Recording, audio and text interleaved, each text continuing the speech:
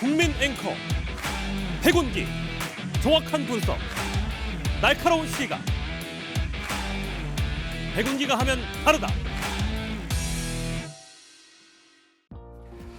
여러분 안녕하십니까, 백운기입니다. 이 정부가 수능학원 일타 강사들을 공공의 적으로 만들려고 하는 것 같습니다. 윤 대통령의 수능 발언 이후에 국민의힘 이철규 사무총장은 일부 수능 강사들이 초과 이익을 취하는 범죄자여 사회악이라고 규정하고, 교육부는 사교육 카르텔을 오늘부터 집중 단속하겠다고 합니다. 글쎄요, 일타 강사 때려잡고 학원 단속하고 킬러 문항 없애면 사교육이 사라질까요? 오늘 아침 한 보수 매체 기사를 보니까 민주당 정청래, 박정 의원, 정봉주 전 의원이 학원 출신이다. 민주당도 이권 카르텔의 한 축이라고 주장하는 여권 관계자 발언을 보도했는데, 민주당이 그래서 반발한다고 보는 걸까요? 아무리 생각해도 방향을 잘못 잡은 것 같고 순서가 뒤바뀐 것 같습니다. 생방송 백운계 정치본색 출발합니다.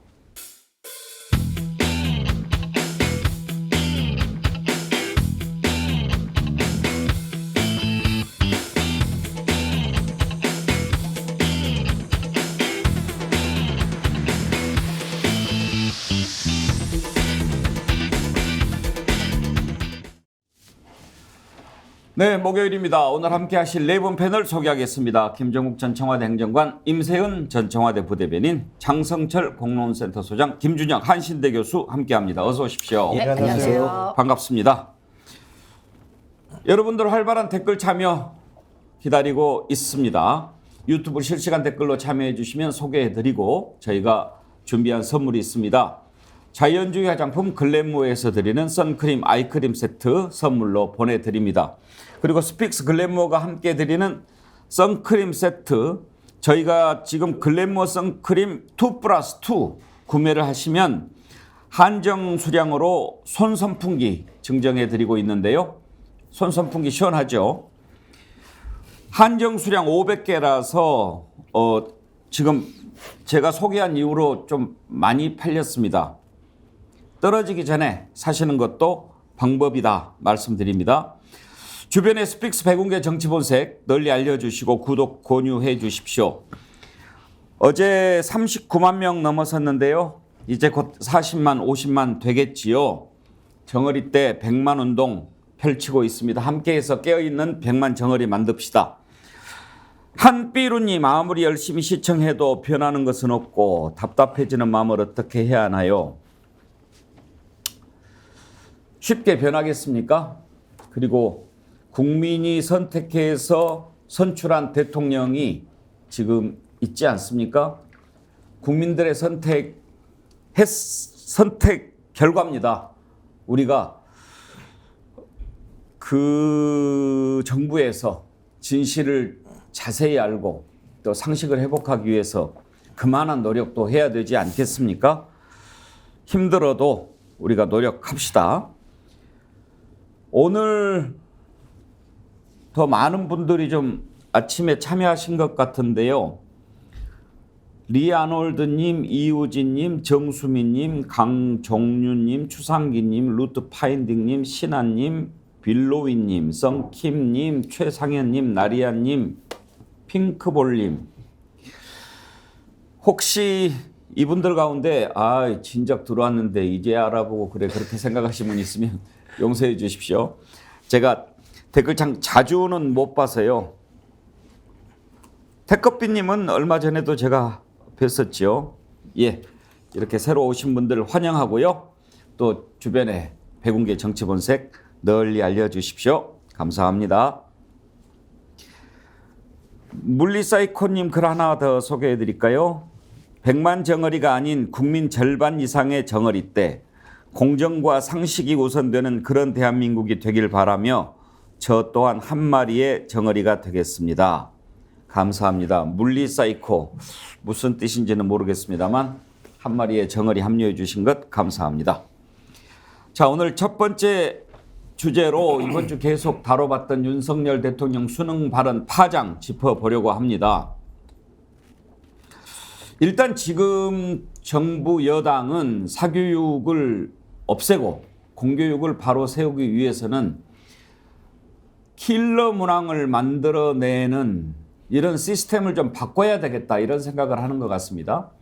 그러면서 이제 킬러 문항이 왜 나오느냐, 학원과 어떤 이권 카르텔을 형성을 해가지고 서로 먹고 살기 위해서 이런 킬러 문항을 만드는 게 아닌가 이렇게 보고 있는 것 같습니다. 그러면서 지금 일타 강사들을 아주 비난하고 일타 강사들이 매우 부도덕한 일을 하고 있다 이렇게 지금 비판하는데요.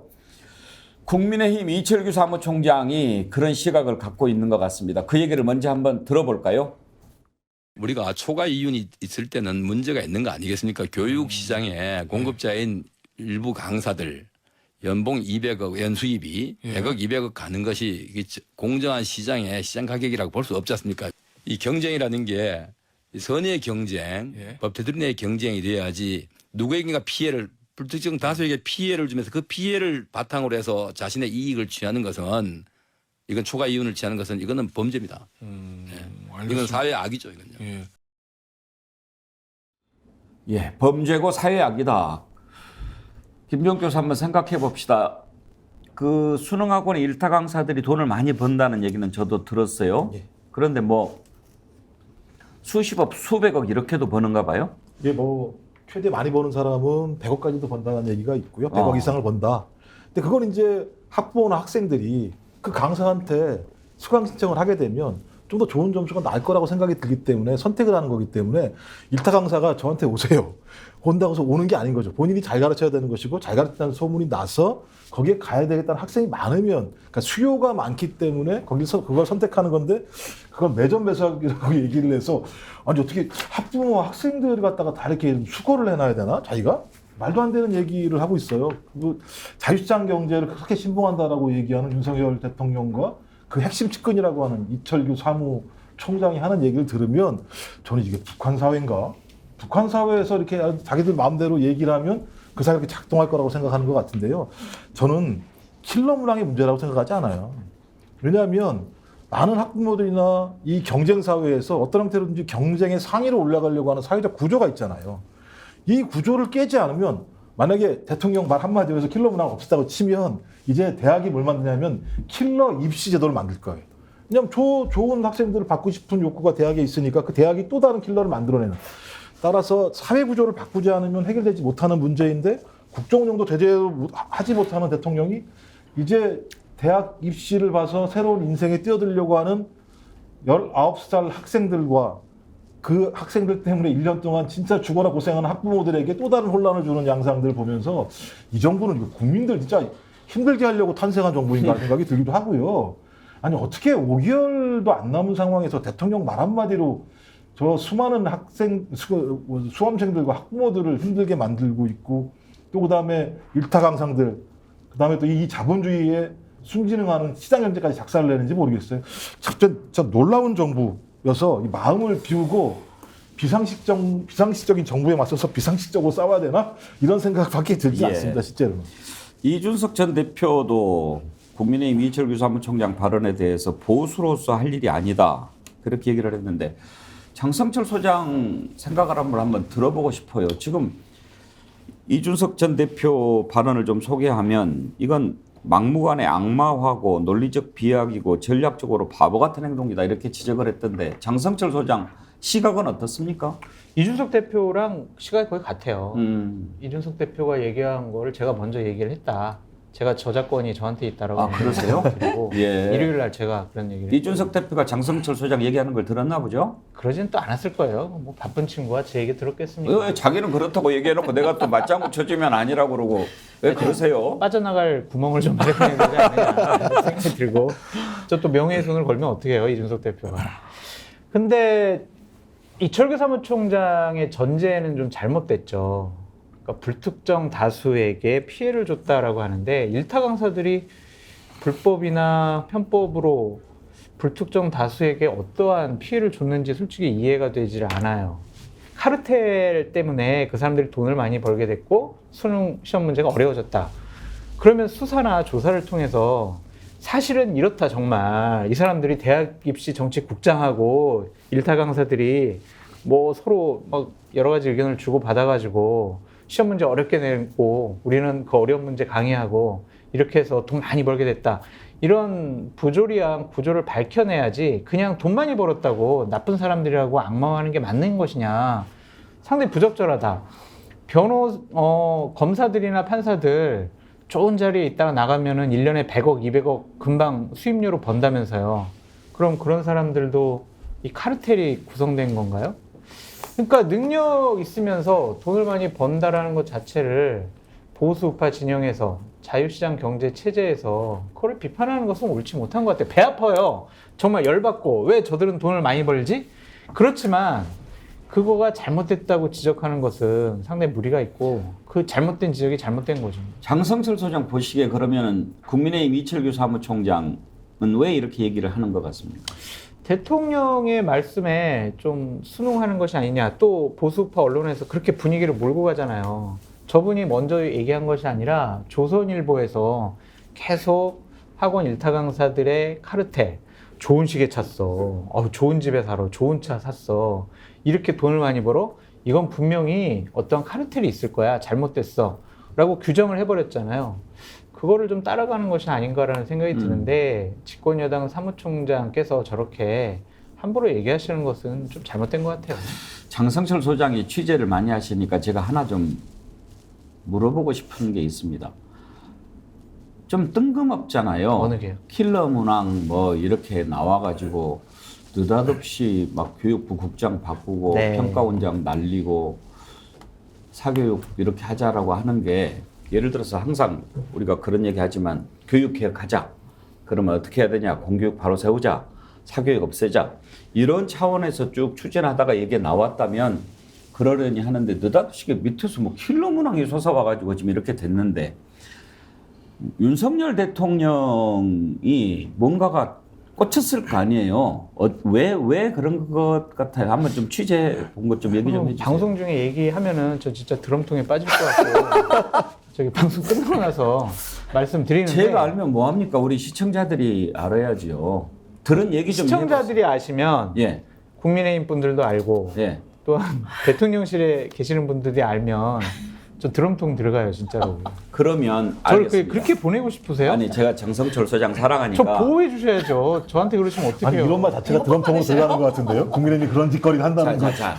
장성철 소장 제가 절대 드럼통에 빠뜨리고 싶은 생각은 없습니다. 빠지면 손 내밀어서 잡아줄 생각은 있어도 이미 시멘트로 공구리 쳤는데 어떻게 손을 잡은다고 저를 꺼내주실 수가 있어요? 지금 그러면 구체적으로 말씀을 못하겠다라고 하시는 것은 뭔가 비정상적인 방법으로 이 문제가 제기가 됐다라는 정보를 갖고 계신다 이렇게 이해하면 되겠습니까? 정보는 아니고 그냥 흉흉한 소문이 돌아다니고 있는데 그것은 확인할 수가 없는 것이고 천공 얘기입니까? 아닙니다. 천공은 뭐 4년 전에 이미 본인 얘기했잖아요. 그래서 그거는 뭐 아닌 것 같고 그건 아니고 지난 3월 달에 이미 이주호 교육부 장관이 대통령께 사교육비 절감 대책을 보고를 하면서 대통령이 두 가지를 지시했어요.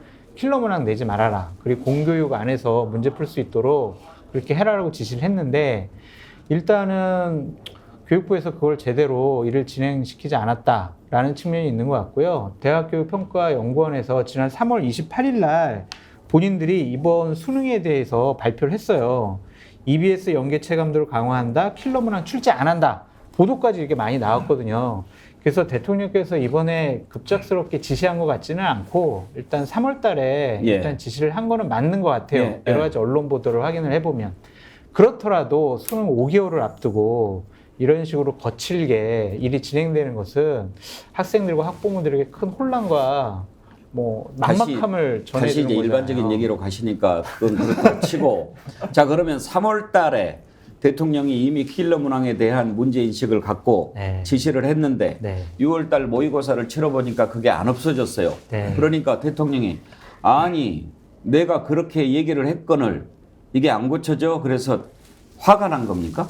뭐 그렇다고 봐야 되겠죠. 화가 나셨고 왜 내 지시사항이 제대로 뭐 시행이 안 되느냐 그런 부분에 대해서 분노가 있었다고 봐요. 그 이번엔 바뀐 왜 한숨 교육부 쉬세요? 예. 대입 담당 국장이 유은혜 전 교육부 장관 비서실장 비서실장. 출신이라면서요. 네네. 이 친구 말 안 들으니까 이 친구 날리려고 그런 거라는 얘기도 근데 있습니다. 그것도 말이 좀 안 되는 게 그 사람을 그 자리에다가 임명한 거는 지난 1월 달에 올해 1월 달에 이주호 교육부 장관이 그 자리에 임명을 했어요. 그러니까 이게 뭐가 앞뒤가 안 맞잖아요. 그 사람 마음에 안 들어. 저는 좀 약간 생각이 좀 달라요. 일단 뭐 기본적으로 그 전반적으로 대학 교수 입장에서 네. 또 대학 입시의 현장에 있는 입장에서 저도 대학원 다닐 때 압구정동에서 학원 강사를 했던 사람이었거든요. 아르바이트로. 그렇기 때문에 여러 가지 과정들을 제가 다 종합적으로 경험하고 있는데 그때 일타 강사는 아니셨잖아요. 이타 강사. 그때는 일타 강사 개념이 없었어요. 그때 당시에 제가 그 95년도에 했었으니까 95년, 96년이니까 뭐 그때 제가 압구정동에서 중학교 학생들 대상으로 꽤 유명한 그 학원 선생이었었죠. 네. 근데 저는 그 지금 뭐 윤석열 대통령이 3월 달에 뭐 킬러 문제 없애고 뭐 이런 거 없애고 이런 개념보다 누군가로부터 자기 가까운 지인이 사석에서 이건 뇌피셜입니다. 하지 마요. 저 없을 때 얘기하세요. 술자리에서 아 이거 뭐 킬러 문제 이런 것 때문에 뭐 말도 안 돼 이제 이런 이야기들이 이제 그 이야기가 되면서 이제 지시를 하는 과정 속에서 나오지 않았을까. 이 수능이 중요한 게 아니라 지금 이제 수능도 되게 중요하죠. 그러나 대학 입시라고 하는 것은 잘 아시겠지만 이게 수시하고 정시로 나뉘어지는 거고 정시 안에서의 또 수능이 있거든요. 제 아들 둘 다 대학 들어갔는데 수능 안 보고 대학 들어간 애들입니다. 그냥 내신으로만 해서 그래서 이제 수시로 다 들어간 애들이거든요. 그러니까 뭐 이 수능에 대한 관심이 우리는 애초부터 없었어요. 처음부터 수능을 중시하는 사람이 있고 없는 사람이 있는데 저는 이제 이런 내용보다 더 중요한 것은 이걸 갖다 정치적으로 이용한다는 거죠. 민주당도 정치적으로 활용할 수는 있겠지만 저는 국민의힘도 이걸 아주 고도의 정치적으로 이용하고 있다. 그것이 바로 이철규 사무총장의 이야기인데 조금 전에 우리 앵커님께서 뭐 박정 또 누굽니까? 정봉주. 결국은 이게 이 소위 말해서 대형 학원들이 킬러 문제를 가지고 이렇게 돈을 벌기 위해서 이걸 만드는 거다. 서로 간에 이권이 있는 거다. 그런데 저 대형 학원들 가만히 보니까 이거 옛날 운동권 출신들 아니야 이거. 그러면서 이거 좌파들이 결국은 이 돈을 얻기 위해서 킬러 문학 만들고 고교 입시 대학 입시제도와 관련해서 뭔가 연관이 있는 거 아니야? 라는 뉘앙스를 풍기면서 오늘 또 나온 내용은 저 인터넷상에서 아주 유명한 유튜브상에서 유명한 일타 강사 황현필 역사 가리키는 저하고도 아주 가까운 분인데 이분을 또 집중 공격을 하더라고요. 황현필 이 역사 강사가 지난 대선 때 이재명 대표 지지 선언을 했었거든요. 그 사진까지 또 공개하면서 결국은 이것이 그냥 대통령이 실수하고 교육부가 이 말도 안 되는 이 문제를 가지고 요거는 약간의 착오가 있었던 문제고 이건 뭐 정상적으로 잘 진행하겠다. 이렇게 해서 마무리할 일들을 갖다가 대통령을 덮어주고 뭐 정말 박대출처럼 뭐 위대한 거의 뭐 솔방울로 수류탄 만들고 저 나뭇잎으로 압록강 건너는 수준까지 이야기하는 거 아닙니까? 입시 비리 많이 했기 때문에 입시 전문가다 이런 이야기 하는 건데 이걸 갖다가 저는 거꾸로 좌파의 책동으로 그래서 오히려 노조를 때리면서 지지율을 올리듯이 바로 이 일타 강사 혹은 뭐 그 킬러 문제 이걸 또 좌파하고 연결해서 지지율을 올리려고 하는 이런 의도도 저는 숨겨져 있다고 보는 겁니다. 하여튼 왜 이런 일이 벌어졌을까? 윤석열 대통령은 도대체 어디에서 이 얘기를 듣고 문제를 제기한 걸까? 궁금하지요. 우리 국민들이 진실을 알아야 되니까 계속해서 한번 저희들이 그런 걸 찾아가 보는 겁니다. 임세은 대변인은 수능 세대지요. 네, 아마 저만 수능 세대인 것 같습니다. 여기에서. 여기 다 학력고사 세대니까. 저도 어려요. 수능은 안 보셨잖아요. 학원 다니셨나요? 아니 저는 사실 학원 안 다녔어요. 어떻게 보면 되게 수능에 최적화된 그냥 학원 안 다니고 그냥 EBS. 책 보고 맨날 그냥 독서 많이 한 스타일이거든요. 그러셨구나. 그래서 어떻게 보면 이번 수능이 이른바 비문학과 융합형을 없애라고 지시를 했다고 하잖아요. 이 비문학과 융합형은 소위 수험생들과 학부모들이 뭐라고 얘기하냐면 집하라도 안 되는 게 이 부분이다. 왜냐하면 어릴 때부터 풍부한 독서와 사고력을 테스트하는 그 시험이다라고 얘기하거든요. 그런데 지금 뭐 예를 들어서 학원에서 킬러 문항이라고 얘기하는 것들은 어떻게 보면은 이런 비문학 영역에 그동안 준비를 안 했던 학생들을 위한 것들인데 저는 아까 우리 김준혁 교수님께서 얘기한 것처럼 아마도 대통령이 너무 바쁘잖아요. 근데 이런 문항 하나하나씩 보고 있을 여유는 없었을 것이고 어디선가 무슨 얘기를 들으신 거예요. 뭐 술자리에서 들으셨든지 밥 먹다 들으셨든지 그래서 거기에 딱 꽂히신 거야. 그러면 예를 들어서 이 비문학 영역은 집을 팔아도 안 되는 영역인데 지인의 뭐 아드님이나 따님이 예를 들어서 이 영역 때문에 너무 고통스러워하는 거예요. 그렇지, 그래서 바로 그거야. 네, 그래서 이거 너무 수능이 불공정하다. 이거는 돈으로도 해결이 안 되고 학원 가서도 해결이 안 된다라고 이제 얘기하는 거에 딱 꽂혀서 야, 그럼 비문학 이거 뭔지 알아봐봐. 이거 없애라고 그냥 즉흥적으로 얘기하신 거 아닌가라는 저만의 내피셜을 돌려봅니다. 아니 하여튼 네. 궁금해요. 그래서 장성철 소장한테 자꾸 물어보는 건데 지금 윤석열 대통령이 자녀가 없잖아요. 네. 자녀가 있으면 자녀를 키우는 그런 과정에서 교육의 문제점을 좀 들여다볼 수도 있고 또 주변의 학부모들과 만나서 얘기를 하다가 그럴 수도 있는데 자녀도 없는 분이 힐러 문항이라는 얘기를 딱 이렇게 들었다. 아 이거 그리고 문제가 있다라고 누군가가 학습을 시켜줬을 거 아니냐 이거예요.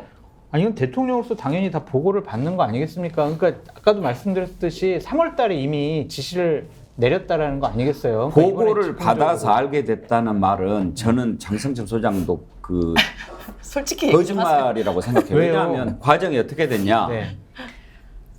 이주호 장관이 대통령한테 보고를 한 게 아니고 네. 장관 이주호 장관한테 대통령 이주호 장관한테 얘기했는데 네. 이주호 장관이 그 말을 잘 못 알아들었다고 얘기가 나왔잖아요. 대통령은 이 얘기를 했는데 장관은 수능 쉽게 내라 이렇게 이야기를 한 것으로 잘못 알아들었다고 대통령실이 교정을 해줬잖아요. 네.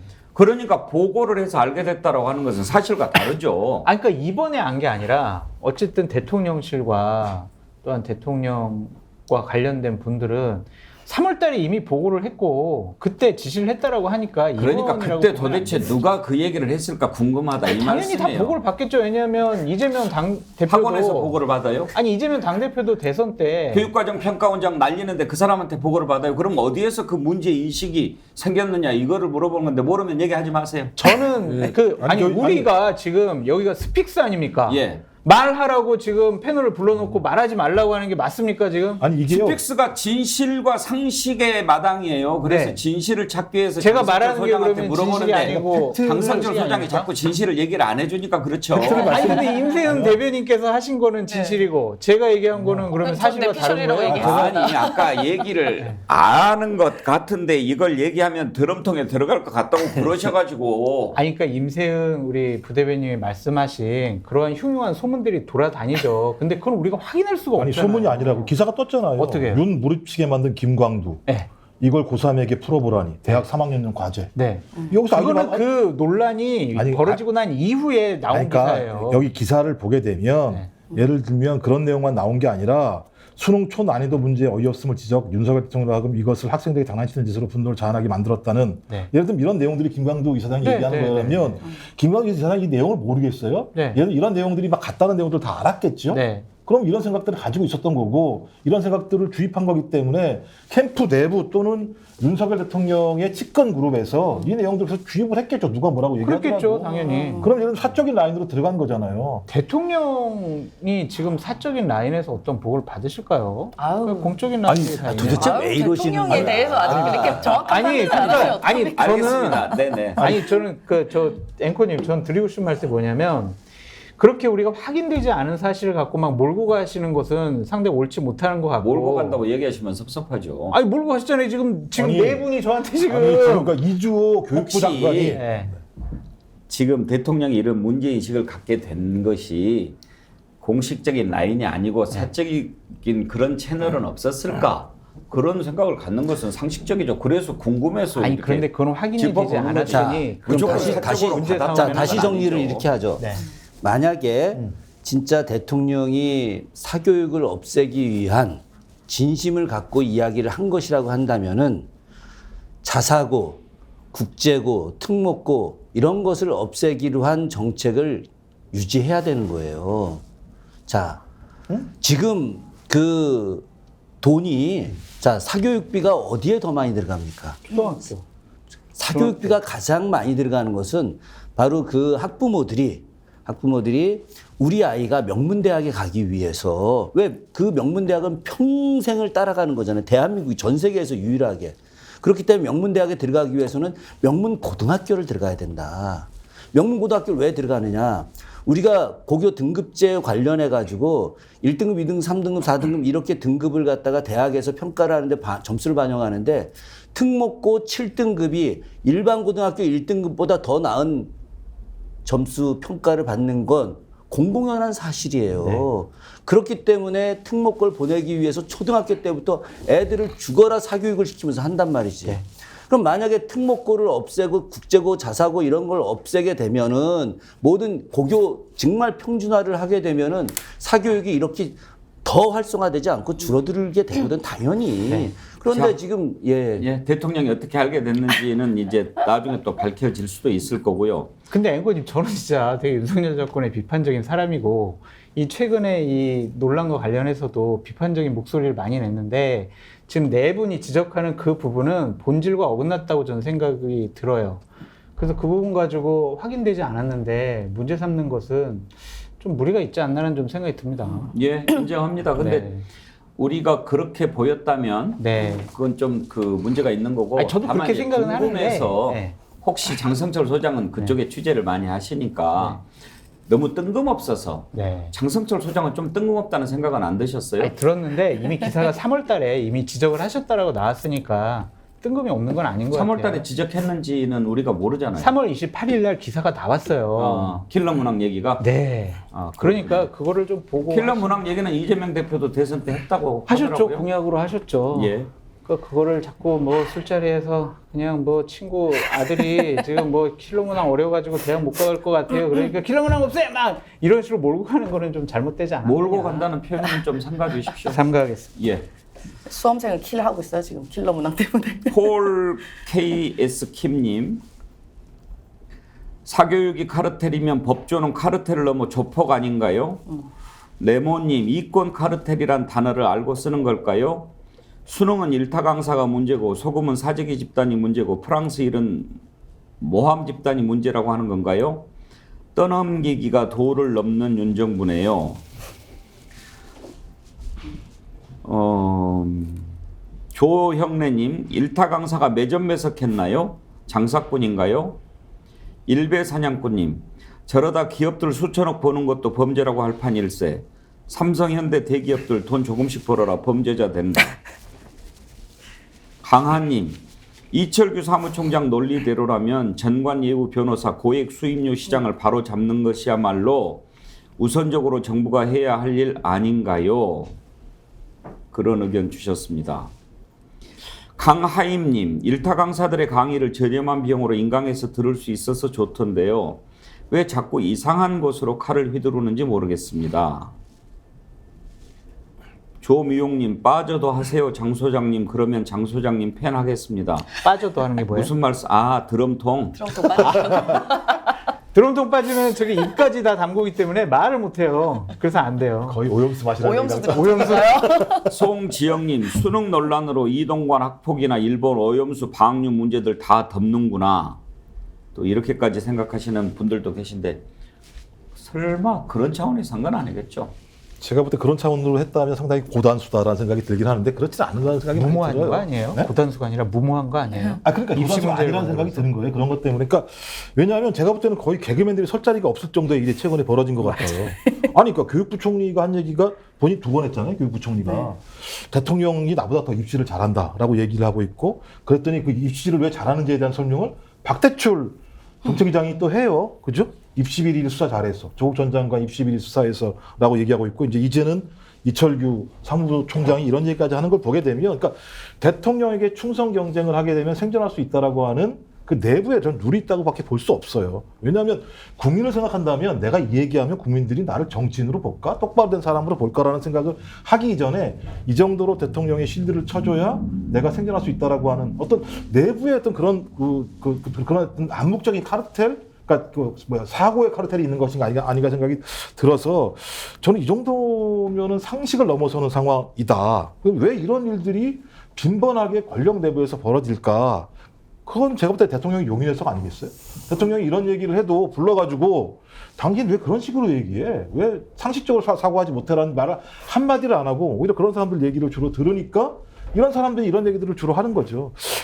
저는 참 제가 볼 때 일타 강사들이 참 스스로 얘기하더라고요. 1년에 인강 들을 때 20-30만 원 정도 내서 듣는 건데 그거 가지고 떼돈 본다고 문제 제기를 해버리게 되면 예. 저는 진짜 교육을 말아먹으려고. 어떻게 이 문제를 제기하게 됐는지 그리고 또 다른 의도가 있는지는 민주당이 국회 교육위원회에서 긴급 현안 질의를 추진한다고 하니까요. 거기에서 좀 밝혀질 수 있을까 생각을 합니다. 기대를 한번 해보죠. 그런데 지금 이렇게 하려고 하는 것이 사교육을 없애자 그런 차원에서 추진하는 걸로 생각을 합니다. 그런다고 해서 이제 그러면 사교육이 없어지겠느냐 이 부분을 한번 짚어봐야 되는데 이걸 시장의 역습이라고 해야 될까요? 지금 이제 학원가만인 대치동이 뭐 이렇게 학부모들 설명회를 했나 봐요. 근데 거기에서 나온 얘기가 그러니까 당초 이렇게 나오면 야 이제 학원 다 죽었어. 뭐 이렇게 해서 쫙 찬물을 끼얹을 것으로 생각하는 게 당연한데 오히려 이런 얘기가 나온답니다. 설명회에 나선 학원 관계자는 어머님들 혼란스러우시죠? 지금까지의 대학 입학시험 결과는 다 잊으세요. 완전히 새로운 상황입니다. 킬러 문항을 없앴다고 하니 약간의 사소한 실수가 입시 결과에 크게 작용할 수 있습니다. 실수 안 하기 경기가 시작됐으니 그동안 별로 힘을 쏟지 않았던 영어도 열심히 해야 합니다. 이렇게 얘기하면서 이제 영어까지도 열심히 해야 된다라고 얘기를 하고 또 중위권 학생들한테는 이제 너희들한테는 기회란다. 친윤 문제, 킬러 문제 교재에 많이 넣겠다. 뭐 그런 얘기도 하고 친윤 문제, 반윤 문제 막 이런 게 뭐 얘기가 나오는가 봐요. 그러니까 킬러 문항은 반윤 문제고 쉬운 문제는 친윤 문제고 이런 식으로 또 얘기하면서 시장이 또 그렇게 움직인다고 하는데 김준혁 교수님 이렇게 단순하게 일타 강사들 막 조사하고 이제 뭐 세무조사도 하고 그러겠죠. 단속하고 이권 카르텔 수사한다고 하고 그런다고 사교육이 없어지겠냐고요. 이건 불가능하죠. 그 인간의 욕망 특히나 다른 나라하고 달리 우리나라는 전통적으로 효의 기본이 입신양명 아닙니까? 과거에 합격해서 이름을 알리는 것이 부모한테 하는 가장 중요한 효예요. 조금 더 하나 더 이야기하자면 조선시대 때 여자들이 재가를 안 한 이유가 뭔 줄 아십니까?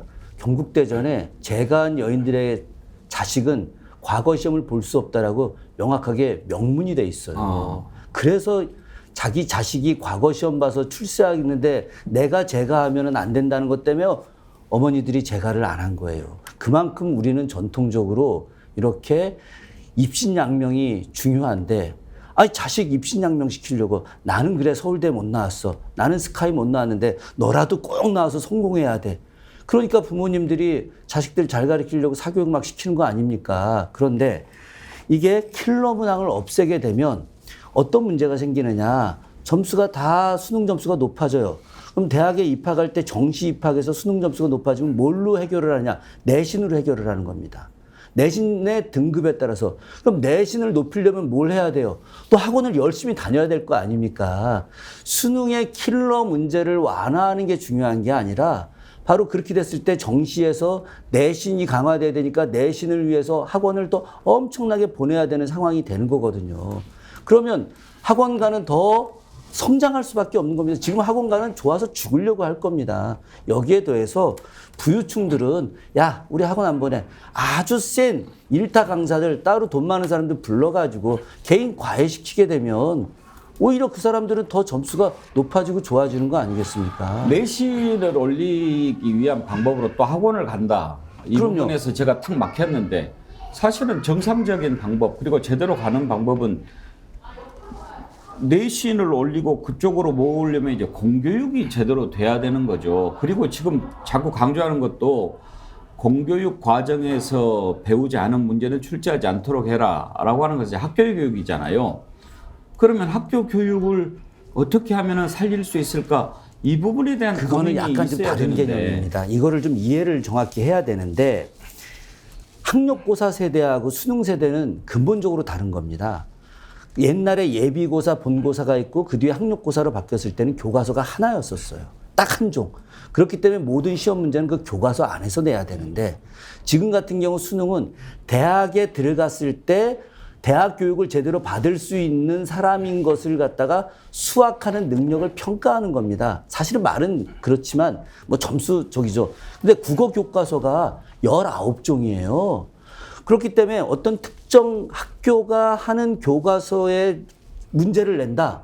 그러면 그거야말로 감사받을 상황이 되거든요. 그렇기 때문에 대학교육과정평가원의 출제위원들이 이 수학 능력은 어떤 그 공부를 하더라도 어떤 교과서에도 우리가 내는 문제는 난이도가 같으니까 그래서 이 문제를 갖다가 풀 수 있는 능력을 키우는 게 고등학교 교과정이거든요. 그러니까 모든 교과서에서 다 안 나올 가능성이 높기 때문에 사교육에서 여러 문제들을 만들어내서 또 이렇게 하는 거라 사교육을 안 할 수 없는 상황인 거예요, 지금. 근데 교수님, 킬러 문제가 그렇게 중요하지가 않고 문제가 없다면 왜 이재명 대선 후보는 킬러 문항 안 내겠다고 또 대선 나는 기본적으로 그때 당시에 이재명 대표의 교육 브레인들의 잘못이다? 잘못이라고 보는 거죠. 그거는 아주 명백하게. 그리고 이게 사례가 하나 있는데요. 그러니까 수능 말고 학력고사 때 90학번, 91학번들 같은 경우가 시험 문제가 되게 쉬웠어요. 그러니까 점수가 되게 높은 거예요. 어려웠어요.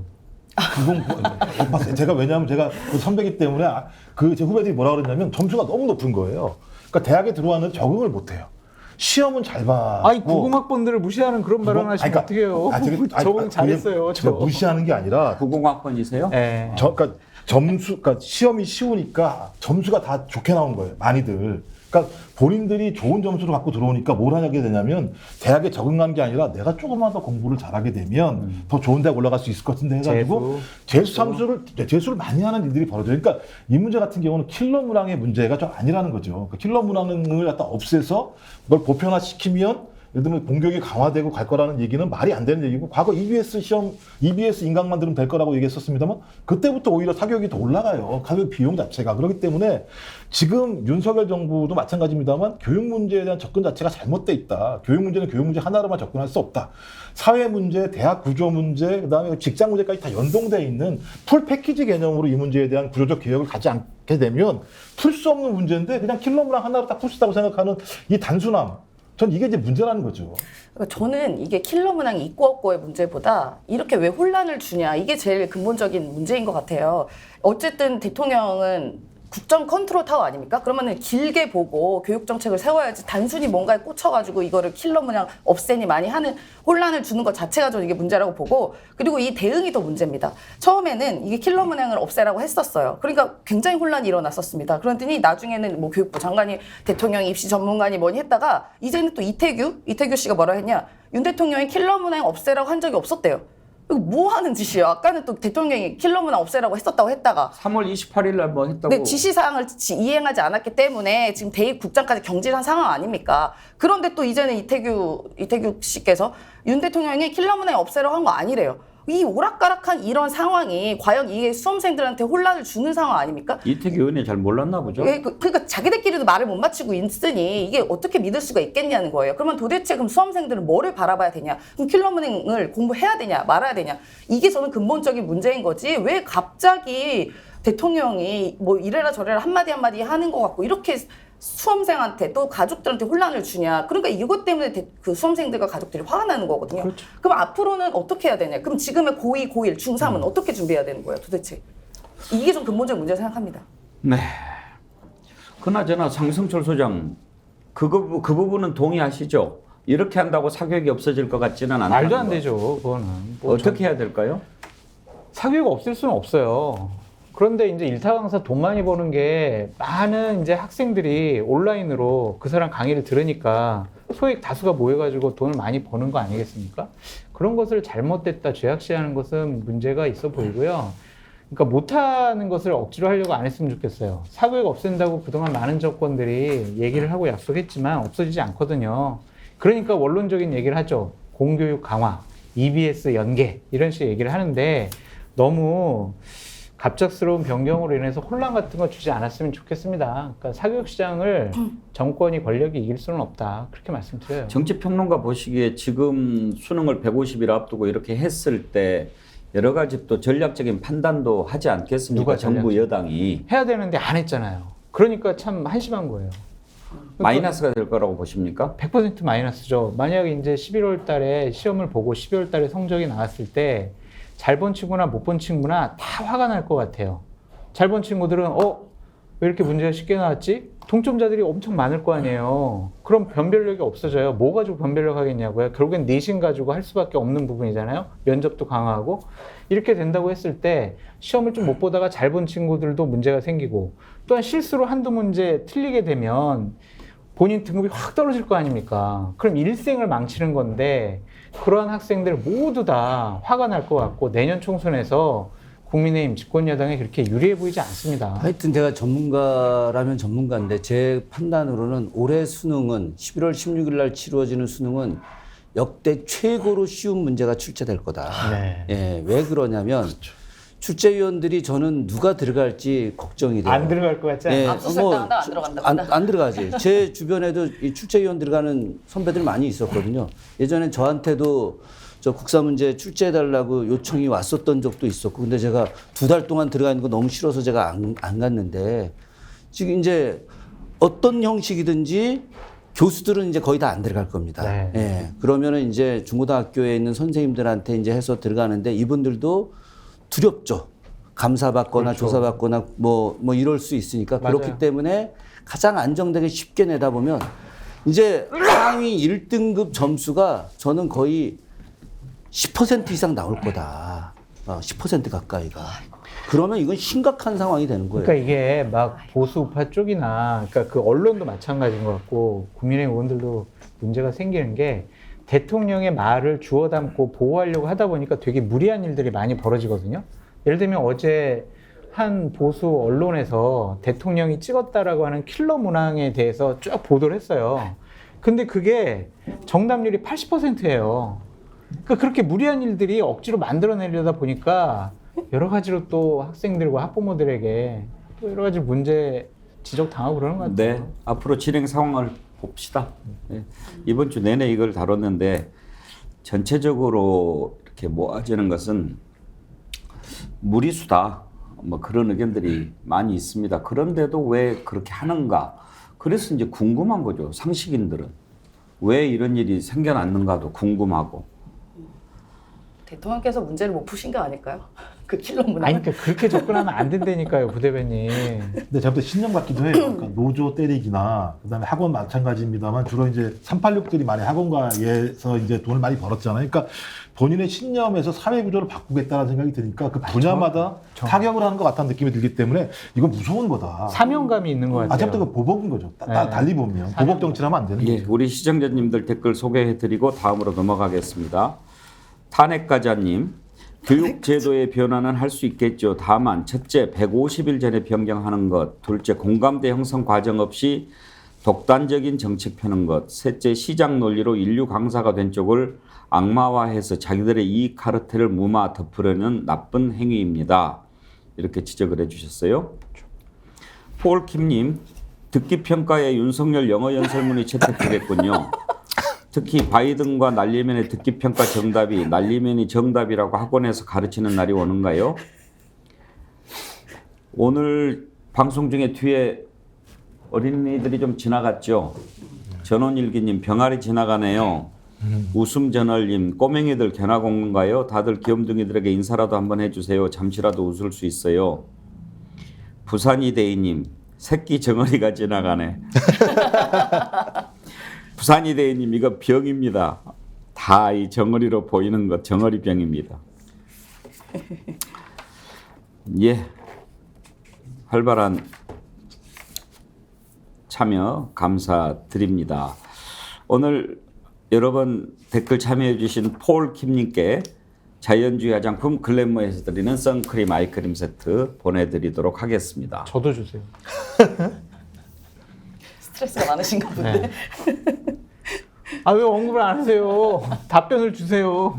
아니 저 장성철 소장은 댓글로 참여를 지금 안 하셨잖아요. 저 여기서 힘들었잖아요. 이따가 남으세요. 네. 자, 다음으로 민주당이 검사 탄핵을 지금 추진하고 있는 것으로 알려졌는데요. 이 내용 한번 짚어보도록 하겠습니다. 민주당이 지금 탄핵을 검토하고 있는 검사는 4명입니다. 간첩 조작 사건 피해자 유우성 씨를 보복 기소한 검사, 라임 사건 주범으로 김봉현 전 스타모빌리티 회장한테 접대받았던 검사 3명. 이 접대받았던 검사들 지난번에 공수처에서 불기소 처분, 유우성 씨를 기소한 검사가 공수처에서 불기소 처분 받았고, 접대받은 검사들은 불기소 처분 받거나 1심에서 무죄 선고 받았죠. 장성철 소장, 그때 이 검사들 불기소했을 때 뭐 액수를 이렇게 맞아요. 나눠가지고 얼마 뭐 99만 원 뭐 이렇게 잘라서 93만 원 쪼개기 93만 원. 했었죠. 100만 원 이상 뭐 안 되게 하려고. 그러면 지금 검사를 하고 있나요? 계속 구분을 하고 있겠죠. 근데 예. 퇴직했다는 소리는 못 들었으니까 하고 있을 예. 텐데 혹시 자기들 식구들을 보호해줬다라는 비판으로부터 자유로울 수 없는데 부끄럽지 않은가 봐요. 참 잘못된 일인데. 자, 이렇게 이제 법망을 피해 나갔어도 이건 정치적으로 탄핵을 해야 된다. 이렇게 이제 민주당에서 나오는 얘기인데, 임세현 대변인 탄핵이 필요하다고 보십니까? 저는 찬성입니다. 탄핵해야 된다고 생각해요. 그리고 검찰은 자기들 식구 감싸기 아까 말씀하신 것처럼 계속 그동안에 기소를 할 수 있는 권리를 갖고 있지 않겠습니까? 그러니까 기소권 독점이 이렇게 무서운 게 뭐냐면 본인들이 이렇게 쭉 이렇게 나열돼 있어요, 범죄들이. 그러면은 이거 사건 보고 기소하고 안 하고를 할 수가 있는 거예요. 그러니까 저는 이게 약간 기자들이 갖고 있는 보도의 권리와 이 기소권이 굉장히 비슷하다고 생각하는 게, 보도에서 예를 들어 취재를 했었습니다. 근데 보도를 안 해요. 예를 들어 불유불리를 따져서. 그것처럼 저는 검사들도 본인들의 유불리에 따라서 기소하고 안 하고를 사실상 본인들이 판단을 하는 겁니다. 그러니까 정치적 검찰을 하는 거죠. 그러니까 예를 들어 지금 뭐 여러 가지 뭐 예를 들어 김건희 여사 건이라던가 최은순 그 장모건이라던가 하는 거 부분을 범죄 사실이 매우 명확하게 드러난 사실도 불구하고 전혀 기소하지 않으니 수사가 안 들어가지 않겠습니까? 그러면은 이 잘못을 기소하지 않아서 나온 피해들은 누구한테 우리가 물을 수가 있겠어요? 그러니까 굉장히 저는 이건 불합리한 권리라고 생각하고, 그렇기 때문에 만약에 잘못 기소해서 그 한 사람의 인생이 망가지는 경우도 있기 때문에 이런 경우는 반드시 그 검사에 대해서 책임을 물어야 된다. 그리고 반대로 기소하지 않아서 발생한 사안들에 대해서 그 검찰한테 그 판단을 물어야 된다. 그렇지 않으면은 이게 너무 이 권리를 너무 막 하고 있어요. 그렇기 때문에 반드시 필요한 저는 절차라고 생각이 듭니다. 네. 민주당의 검사 탄핵 움직임에 대해서 장성철 소장은 어떤 의견입니까? 저는 가능성이 없고 부적절한 행위다라고 말씀드려요. 그러니까 그 사람들 정말 잘못했어요, 검사들. 그런데 지난 문재인 정권 하에서도 그런 검사를 탄핵하겠다고 했다가 못했어요. 그리고 또한 지금은 본인들 스스로 여러 가지 돈봉투 사건이라든지 뭐 비리 부정부패 혐의 때문에 민주당 의원분들이 조사를 많이 받고 있거든요. 그거에 대해서 대항을 하기 위해서 하나의 방어수단으로 이런 것들을 꺼낸 것이 아니냐라는 다른 정치적인 오해를 받을 수가 있다. 그래서 저는 이것이 과연 국민들에게 어떻게 비춰질까, 그렇게 그러니까 지지자분들은 환호하겠죠. 그래, 잘했어 하겠지만 뭐 민주당을 그렇게 썩 강하게 지지하지 않는 분들은 자기네 의원들 조사하니까 검사들도 탄핵하려고 그러는구나 이렇게 쉽게 생각할 수도 있거든요. 그래서 그러지는 않으시는 게 좋을 것 같다는 생각이 지금 듭니다. 민주당 의원 돈봉투 의혹 수사하고 있는 검사를 탄핵하자는 것은 아니잖아요. 그렇게 비춰질 수가 있다 이거죠. 그렇게 제 비춰질 말은. 수 예, 있다. 시범 케이스로 이렇게 하면 돈봉투 사건을 조사하는 검사들도 자기 검열해서 이거 나 또 탄핵당하는 거 아니야? 이래서 스스로 좀 수사권을 예. 행사하는 데 있어서 위축되게 만들려는 의도가 있다라고 볼 수도 있으니까요. 그리고 아까 가능하지 않다라고 하셨는데 네. 이게 왜 불가능합니까?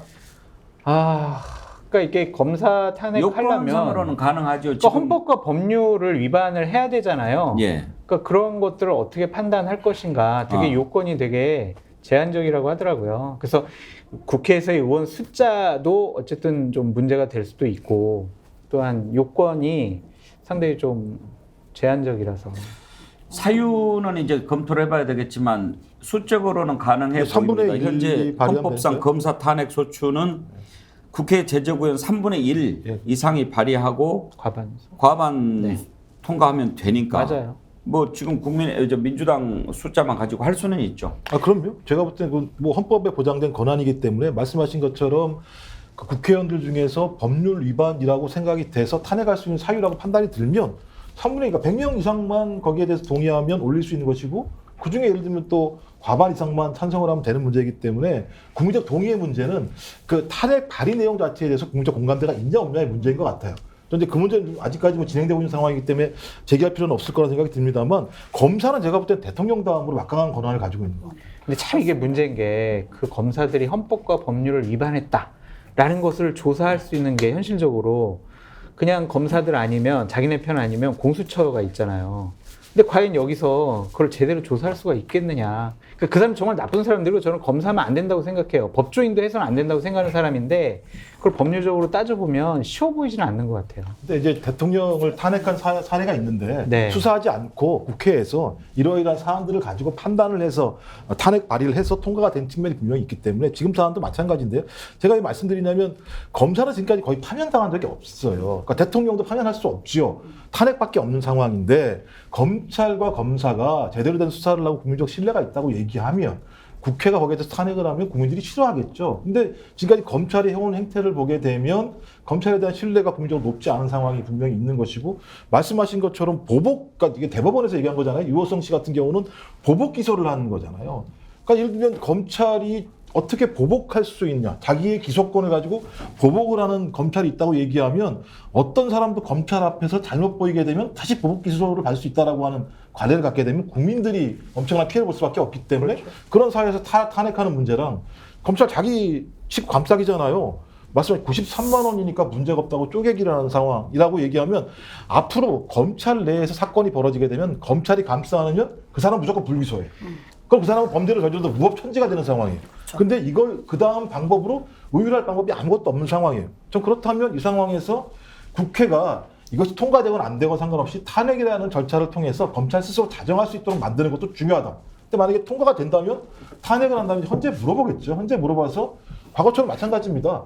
탄핵을 했을 때 받을 국민적 이익과 그것을 판단하는 문제가 분명히 있기 때문에 저는 이 문제와 관련해서 정쟁화시킬 필요는 없다는 생각이 들어서 예. 헌법이 가지고 있는 권한에 맞게 국회가 행사를 하고 그 행사를 헌재가 판단하고 그 판단에 대해서 국민이 어떻게 판단하는가를 따져보면 되는 문제이기 때문에 그 국민의힘의 이쪽에서는 탄핵 얘기만 하면 경기를 일으키는 것 같은데요. 헌법이 보장한 겁니다. 헌법이 보장한 걸 행사하는 거에 대해서는 문제제기할 필요 없다고 생각해요. 민주당의 김민석 정책위 의장도 지금이야말로 온 국민이 분노하고 있기 때문에 판검사 탄핵 문제를 진지하게 검토해야 할 최적기다 이런 얘기를 했고요. 지금 돈봉투 의혹으로 수사받고 있는 송영길 전 대표도 이번 기회에 탄핵하지 않으면은 다음 총선에서 민주당이 과반 의석을 달라고 할 명분이 없을 것이다 이런 얘기를 하기도 했는데 송영길 전 대표 얘기를 좀 들어보죠. 지금 완전히 이 검찰 독재 정권에서 지금 모든 민주주의가 지금 신음하고 있습니다. 검찰이 130개가 넘는 주요 요직을 검사 출신들이 장악하고 있고 아예 사법부, 입법부도 지금 꼼짝을 못 하잖아요. 판사들도. 그 감사원을 통해서 지금 국민권익위, 선관위 같은 독립기구도 지금 사실상 이렇게 감찰을 하고 있는 이런 상황에서 저는 민주당이 검사를 탄핵 기소해야 된다고 생각합니다. 헌법과 법률을 위반하고도 버젓이 위반하고도 지금 떳떳하게 검사 생활을 하고 있는 이런 불법 행위를 해방 이후 지금까지 단 한 번도 탄핵을 해본 적이 없어요. 이게 검사들이 겁이 없어요 지금. 예, 김준혁 교수 의견 한번 들어볼까요? 뭐 저도 뭐 원론적으로 조금 전에 임세은 우리 대변인님하고 김종욱 교수님이 한 말씀이 맞다고 생각하는데 저는 이게 이루어질지에 대해서는 회의적인 사람입니다. 왜 회의적이냐면 100명을 과연 채울 수 있을 것이냐. 이제 아마도 무소속의 윤미향 의원, 뭐 김남국 의원, 뭐 기본소득당 용해인 의원 이분들은 아마 사인을 했을 거라고 봅니다. 윤미향 의원 같은 경우는 이제 원체 많이 검사한테 당했으니까. 그런데 100명을 채워야 되는데 지금 이 총선 전인데 민주당 의원들 중에 진짜 민주주의, 혁신, 개혁, 또 윤석열 정부와 싸우는 사람들 이런 사람들이 과연 얼마나 있을까? 저는 원론적으로는 막 이야기하고 송영길 대표가 저렇게 얘기할 수 충분히 있죠. 그런데 기본적으로 민주당 당내 검사 출신 의원들 절대 사인 안 할 겁니다. 그리고 자기가 조금이라도 검사 캐비넷 안에 뭔가 자료가 있다. 절대 사인 안 하죠. 왜? 보복당할 것이 뻔하다고 생각하니까. 그래서 저는 회의적인데 역으로 이걸 보면서 만약에 이번에 민주당이 검찰과 관련된 검사들, 특정 잘못된 비리 검사들, 문제적 검사들과 관련해서 탄핵안에 대한 이 법률안을 의결을 할 수 있는 안을 올린다면은 저는 민주당은 굉장한 환골탈태가 이루어질 거다. 그러나 제가 판단할 때 현재 민주당은 절대 그럴 수 있는 의원들이 아니다.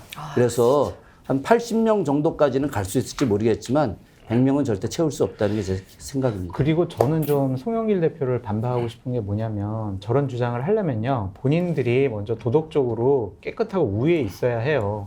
송영길 대표는 돈봉투 사건의 핵심적인 당사자이기도 하고 민주당의 의원들 계신 분들 중에서도 헌법과 법률을 위반을 하면서 계속 의원직을 그대로 수행하는 분들이 많거든요. 그렇게 되치기 공격하면 뭐라고 할 거예요? 그러면 저한테 민주당 의원들이 헌법과 법률 뭘 위반을 했어? 라고 물어보시면 헌법과 국회법에는요. 국회의원은요. 양심에 따라 직무를 수행하게 되어 있습니다. 근데 돈봉투 받고 그 돈봉투 뿌리고 뇌물 받고 업자들에게 술 얻어먹고 이런 것들은 양심에 어긋나는 행동들이거든요. 그러니까 그렇게 도덕적으로 공격을 당할 수 있는 분들이 검사를 탄핵을 한다라고 하면 조금 여러 가지로 봤을 때 반대로 공격당할 소지가 많다라고 말씀드려요. 아까 임세은 대변인 김준혁 교수님 말씀하실 때 좀 반론을 제기하고 싶은 것 같은데 어떤 내용입니까? 아니 그냥 그 민주당 의원들이 그런 게 두려워서 국민적 열망을 무시한다면 그거야말로 심판받을 일이라고 저는 생각합니다. 지금 기본적으로요, 이 검사 탄핵 같은 경우는 일단 윤석열 대통령 자체가 검사 시절부터 탄핵받을 사유들이 있었습니다. 이건 피해자들이 명백했던 일들인데, 예를 들면 부산저축은행 사건 같은 경우에 엄청난 피해자들이 있었어요. 막 돈 잃고 자살하는 분까지 있었던 사건에서 이른바 조우영 씨가 거기에 핵심 인물인데, 그때 뭐 박영수 특검이 변호사여가지고 뭐 이쪽 검사 올라가라, 그러니까 믹스커피 한번 타먹고 왔다는 거 아닙니까?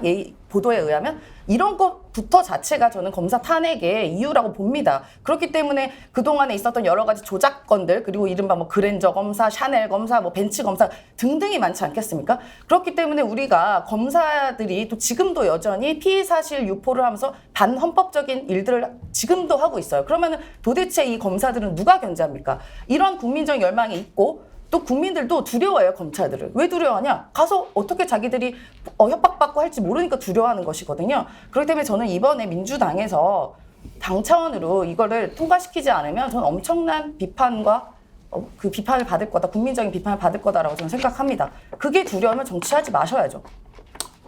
탄핵을 추진한다 하는 얘기가 나오는데 지금 몇몇 분들께서 그 100명 모으기 쉽지 않겠다 이런 얘기 하시는데, 이렇게 흘리기만 하고 또 탄핵을 추진 안 하면 이런 이야기 꺼낸 것이 오히려 손해가 될 수도 있을 거예요. 예, 저 그럴 거라고 보고요. 그러니까 뭐 말씀하신 것처럼 100명을 넘겨야 되는 부분이 있다고 얘기하면 당 차원에서 의원총회에서 이런 부분들 토론했으면 좋겠어요. 다른 거 가지고 막 내부에서 갈등을 일으키는 게 아니라 이런 핵심적인 사안에 대해서. 왜냐하면요, 제가 볼 때 이건 근거는 명확하다는 생각이 들어요. 그러니까 수사권 문제와 관련해서 검찰이 이걸 수사권을 사유화하고 있어요. 왜냐하면 헌재에서 뭐라고 했습니까? 수사권은 입법 재량권이라고 얘기했었기 때문에 당연히 입법 재량에 의해서 부여된 수사권은 절제되게 사용돼야 돼요. 근데 제가 볼 때 지금까지 검찰이 자기 수사권을 소위 이렇게 절제되게 행사한 것이 아니라 자기의 소유권처럼 마구잡이로 예를 들면 행사한 측면이 많기 때문에 그로 인해서 많은 인권적인 유린들이 있었던 거 하나하고, 또 하나는 자기들 준칙이 또 있어요. 그 법무부 훈령으로 인권보호 수사 준칙이라고 얘기해서 소위 체포든 구속영장 청구든 모든 상관없이 매우 절제되게 행사라고 하는 내용인데 지금까지 그렇지 않았고, 아까 돈봉투 말씀하셨는데 돈봉투가는 지금 수사 중이기 때문에 아무런 결과가 나온 게 없습니다만 법무부 장관이 뭘 얘기합니까? 29명, 아직 이름도 밝히지 않은 29명이 문제가 있을 수 있다고 얘기하면서 국회를 압수수색을 하고 있고, 또 이것만 얘기하는 게 아니라 다른 캠프에서도 돈봉투가 모았다는 얘기를 갖다가 쉽게 증거도 없이 얘기를 하고 있고. 그건 녹취에 있잖아요. 그러니까 녹취에 있는 거죠. 네. 녹취에 있는 내용을 가지고 해서 공표하면 그게 피의사실 공포예요.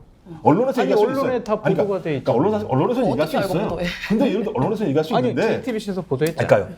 언론에서 얘기할 수 있는데 법무장관이나 검찰에서 이런 내용을 가지고 근거로 얘기하면 안 되는 측면이 있다는 말씀을 드리는 거고요.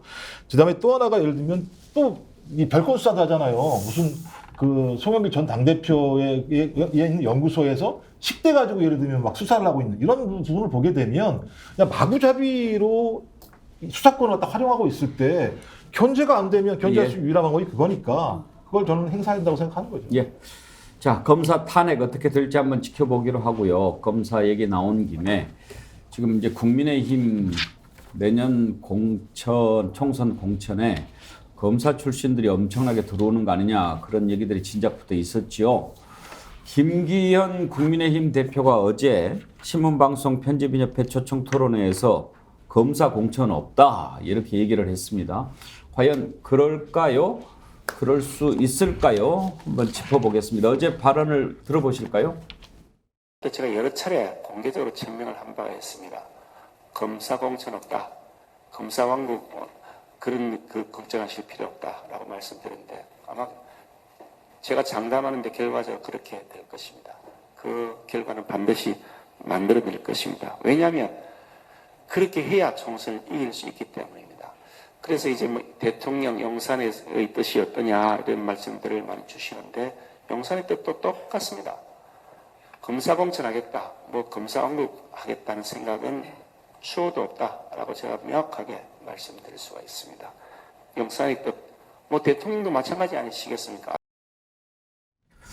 장성철 소장, 저 말을 들으면서 좀 제가 의아한 게 용산 뜻도 똑같다 이렇게 단정을 하고 대통령도 똑같지 않겠냐라고 하는데 대표 된 뒤로 대통령 뭐 2주에 한 번씩 만난다 근데 그대로 한 번도 안 만났잖아요. 네, 네. 뭐 대통령 뜻이 똑같은지 본인이 어떻게 할까요? 전화했을까요? 느낌적으로 알지 않았어요. 사실상 저렇게 생각하고 계실 거다라고 믿는 것 같습니다. 그러면 심리적인 안정은 없겠죠. 근데 저는 김기현 당대표 말을 못 믿겠어요. 그러니까 검사 공천 없다라고 얘기하는 것도 너무 과한 본인의 생각을 얘기하는 거죠. 검사 뭐 예를 들면은 본인 민생 공천하겠다 그러고 공정한 그러한 민심 공천하고 공정한 경선을 통해서 공천을 하겠다고 했는데 그렇게 공천해가지고 검사들 공천되면 어떡할 거예요.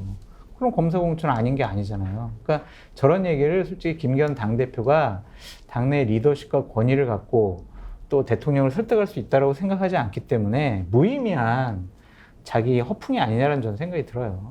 검사 공천 하겠죠. 안 하겠습니까? 그래도 저렇게까지 얘기했을 때는 뭔가 용산에서 신호를 줬거나 뭐 언지를 줘서 그런 게 아닐까 근데 생각하는 게 상식이죠. 근데 앵커님 지금 그러면 제 사실은 조금 대통령실에 얘기해가지고 검사 공천 좀 하겠습니다. 이렇게 얘기하냐고요. 지금은 없다고 하겠지. 근데 나중 되면은 뭐 국민의힘도 50대 50 해가지고 경선해가지고 후보를 뽑거든요. 그런 형식으로 해서 룰을 그냥 유리하게 만들 수 있어요. 저 그냥 저거는 그냥 허언이 아니냐는 생각이 허언이다. 네. 김준혁 교수께서는 어떻게 들으셨나요? 아니 뭐 그냥 코미디죠 뭐. 예. 근데 중요한 거는 며칠 전에 민족문제연구소에서 그 경북 도립 독립운동 기념관에 한의원 관장 임명에 대해서 성명서를 발표했습니다.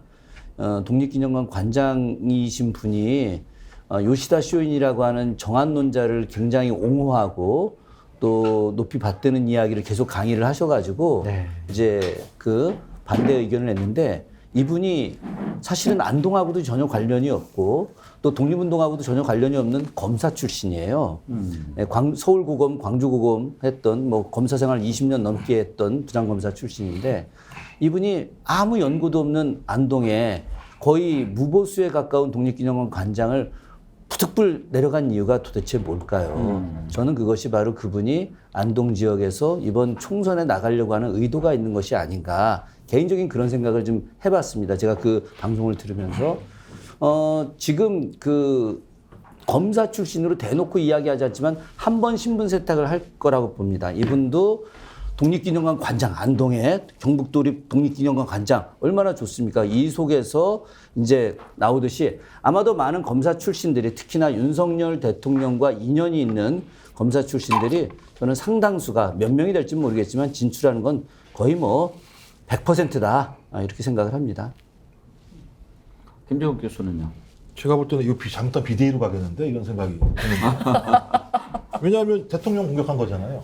그리고 따지고 보면 한동훈 공격한 거고 윤핵관 공격한 거잖아요. 뭐 제가 볼 때 지금 핵심적인 라인들이 검사 출신들 라인들인데 이 사람들과 같이 예를 들면 정치적 공감대를 가지고 있는 사람을 공천하지 않겠다고 얘기를 하는 것에 대해서 좀 자꾸 대통령실과 좀 공감대가 있는 것처럼 얘기하는 건 전 좀 이해가 안 되는 측면이 있고요. 만약에 이게 대통령과 공감대가 있다고 얘기하면 소위 국민의힘과 정부 여당의 주류 세력이 변하고 있구나. 그러니까 지금 소위 검사 출신들을 배제해야지만 내년 총선에서 그나마 성과를 낼 수 있다라고 하는 세력들이 저도 권력의 주류로 이동하고 있다라고 하는 것을 김기현 당대표가 감지하지 않고서야 감히 저런 얘기를 하겠느냐. 둘 중에 하나겠죠.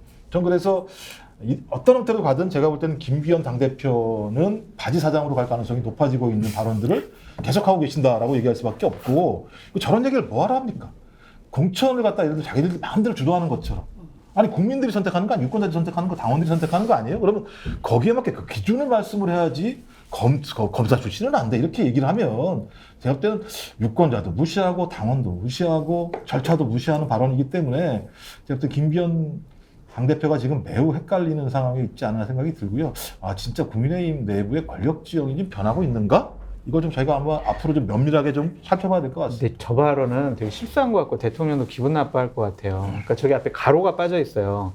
그러니까 예를 들면 내력 꽂기식, 뭐 낙하산식의 검사 공천은 없습니다라고 했어야 하는데 그냥 일반론적으로 검사 공천은 없다고 하니까 검사들은 기분 나쁠 거고 지금 대통령의 생각과 판단과 다른 얘기를 하는 거 보면 대통령도 상당히 저 말을 지금 외국에 계셔가지고 실시간으로 못 들으셨을 것 같은데 저는 저 부분에서 조금 걸리는 게 용산 뜻도 똑같을 거라고 믿습니다. 이렇게 얘기하는 것과 그러니까 용산 뜻도 똑같습니다. 이렇게 얘기하는 건 다르잖아요. 그러니까 공천을 신념과 고집만으로 할 수가 있겠느냐. 무슨 종교 행사도 아니고.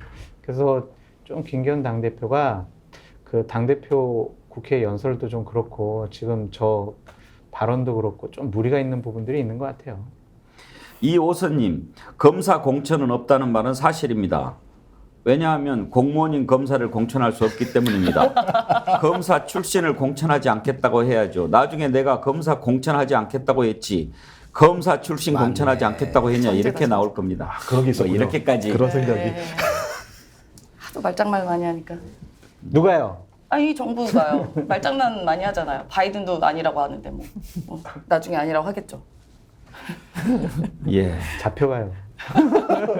아니 뭐 핵폐기수도 마시겠다고 하더니만 그 앞에 전제가 엄청 붙지 않습니까? 음용수 기준 통과만 먹는다는 말장난도 아니 뭣도 아닌 얘기하는데 뭐 검사 맞은 거 같은데 검사를 공천하지 않겠다. 현직 검사 공천하지 않겠다는 뜻이지 보니까. 괴담이에요, 괴담. 예, 괴담이 선전. 예. 골드님, 저 검사들 인식이 이번에 엘리엇에 대해서 93%는 승소한 거다. 대법원에서 소수 의견이 있다고 해서 그걸 견해 차이라고 받아들이더군요. 검사들은 판결문마저도 자기들만 해석을 하더라고요. 그런 의견 주셨는데 1부 끝나고 2부 오라 경제 시간에는 윤경호 박사와 함께 이 엘리엇 문제 한번 좀 자세히 짚어보도록 하겠습니다. 궁금한 분들 많으실 거예요. 돈 1,300억인가요? 네. 그거 물어내줘야 되는데 그거 우리나라 돈으로 물어줘야 되는 거 아니에요? 세금으로 물어요. 근데 원래 1조 넘게 물어주려고 하다가 많이 줄었다. 이렇게 이제 생각하는 거죠. 그래서 93%라고 하는 것 같은데 한동훈 장관 평소에는 그 소리 땅땅 치던데 이번에는 뭐 좀 검토해서 하겠다고 하는 거 보니까 평소하고 좀 달라서 궁금하기도 하고 또 그걸 또 가만히 들여다보면은 삼성 때문에 이런 일이 생긴 것 같은데 그러면 삼성이 물어야 되는 거 아닌가 싶기도 하고 또 그걸 우리 뭐 그 박근혜 전 대통령 수사하면서 나온 거고 그때 수사했던 사람이 윤석열 대통령 한동훈 검사라서 이건 또 어떻게 되느냐 뭐 그런 얘기도 많이 나오고 엘리엇에 대해서 궁금한 거 많아서요. 2부에서 그 내용 한번 살펴보도록 하겠습니다. 오늘 1부 여기까지 하죠. 김정욱 전 청와대 행정관, 임세은 전 청와대 부대변인, 장성철 공론센터 소장, 김준혁 한신대 교수 네 분 수고하셨습니다. 감사합니다. 네, 감사합니다. 예, 여러분 전하는 말씀 듣고요. 엘리엇 관련해서 오호라 경제에서 자세히 전해드리도록 하겠습니다. 잠깐만 기다려 주세요. 예. 뭐 좋아. 글래머 안 좋아? 좋아요. 글래머 좋아. 나 좋다. 그때 그 글래머를 발랐으면 티가 안 났을 텐데. 농사하고 어릴 때 피부가 타요. 타면 아, 되죠. 그러면 이거 바르면 되지 않겠습니까? 네. 맞습니다. 좋아요. 조건이 좋습니다. 그리고 품질은 제가 보증합니다. 많이 구입해 주시면 우리 스픽스가 힘을 갖는데도 도움이 된다는 말씀 드립니다.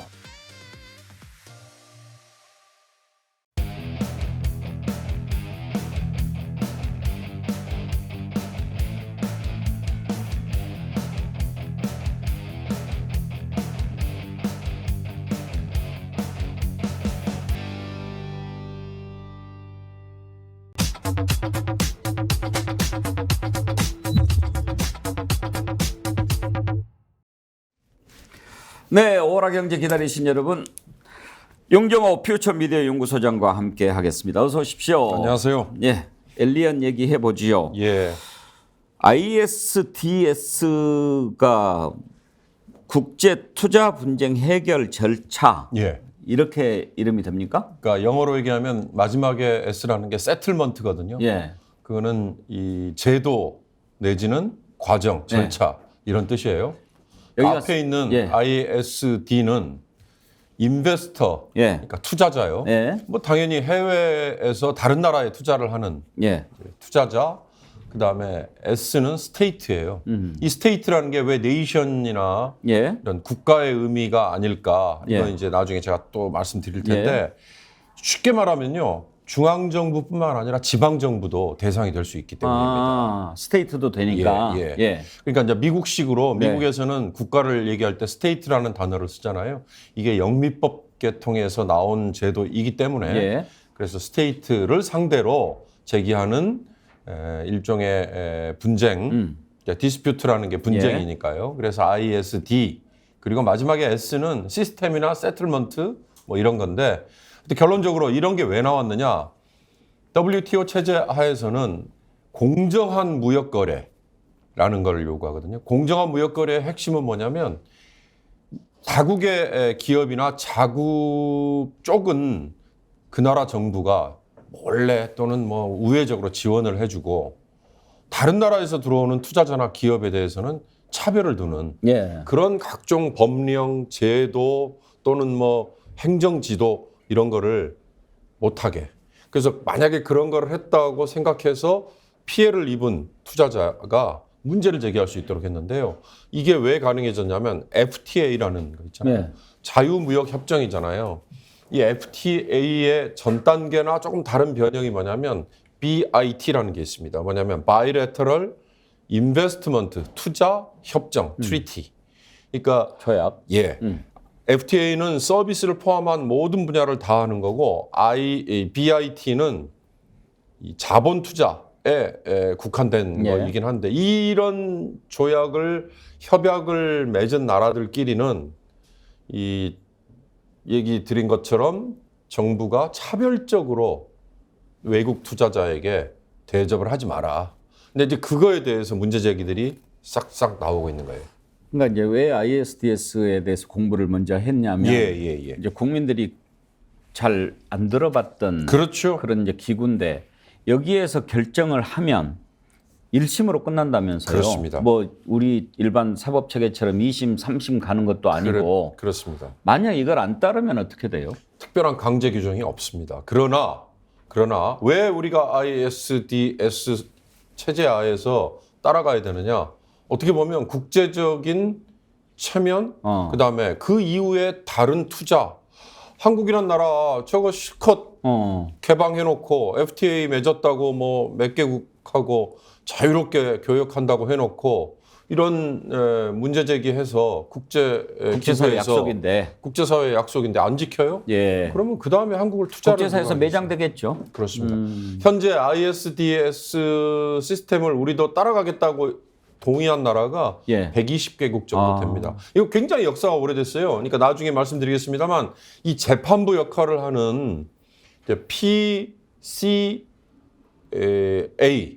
이제 이 재판부 역할을 하는 이곳이 1899년부터 만들어졌어요. 그러니까 1899년이라는 얘기는 벌써 130년이 넘었지 않습니까?